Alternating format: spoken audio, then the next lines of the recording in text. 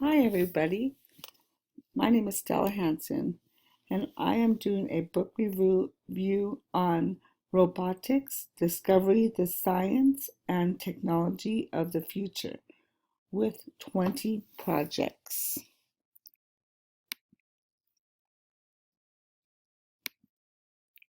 The author's name is Kathy Siri. Kathy is an educator and an author. She is an author of dozens of activity books for children. Kathy presents workshops for students and educators at schools and museums, libraries, and market spaces throughout the Northeast. You can visit her link at craftforlearning.com. In this book, she gave a timeline of the history of the robotics, and she also gave 20 hands-on robotic projects for kids. I'm going to summarize this book by saying, first of all, the developmental of robots has come a long way. As we all know, at home, vacuum cleaners have come a long way. There's now a Roomba that she discussed, and the Roomba is a vacuum cleaner that vacuums by itself, which is done through robotics. Webcams, of course, we're very familiar with webcams, especially in this course. Robotic toys that children play with. And she also discussed the medical field, how they're using robotics are used in the medical field.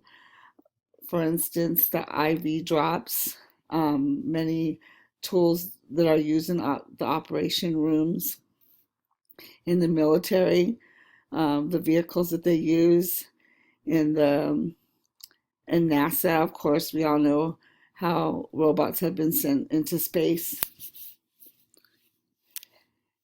And then also in this book, she discussed 20 activities that children could use at home or at school. One of the ones that I've used personally is the rubbery robot skin. I wasn't familiar with that terminology. I always called it flubber, and which is glue and borax and the chemicals mixed together make it look like a skin. And also, she discussed some 20 hands-on robots that can be made at home using vacuum cleaners, lawnmower blades, mops, also robotic hands, how to make a robotic arm. And another thing that was interesting to me was a digital camera that can be used as infrared detector.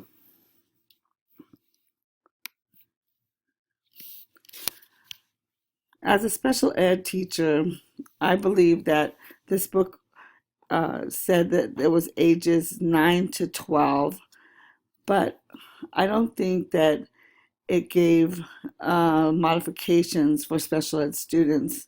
Also, the vocabulary was a little bit difficult for, say, ELL students, English language learner students. The vocabulary was a little bit difficult. The directions were a little difficult as well. I think if the vocabulary was a little bit less, more in layman terms, the children would understand it a little bit better. Overall, I think the book was a great book for future scientists out there and great activities, hands-on activities. I think that as a parent myself, if I would have had this book when my children went to the science fair at school, it would have helped a great deal.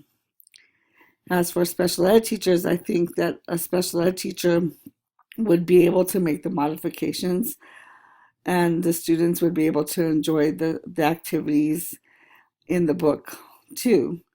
I just think that the modifications need to be made, and And overall, the book is a good book, and I would recommend the book. And it's called Robotics: Discovery, the Science and Technology of the Future, with 20 projects. And here are some activities that were in the book that I found in color. Here's a little robot that's made out of recycled materials, and then a robot on the wall that was made out of recycled materials as well. And here's the flubber. Again, I would refer this book to any student 9 to 12 years old. Thank you.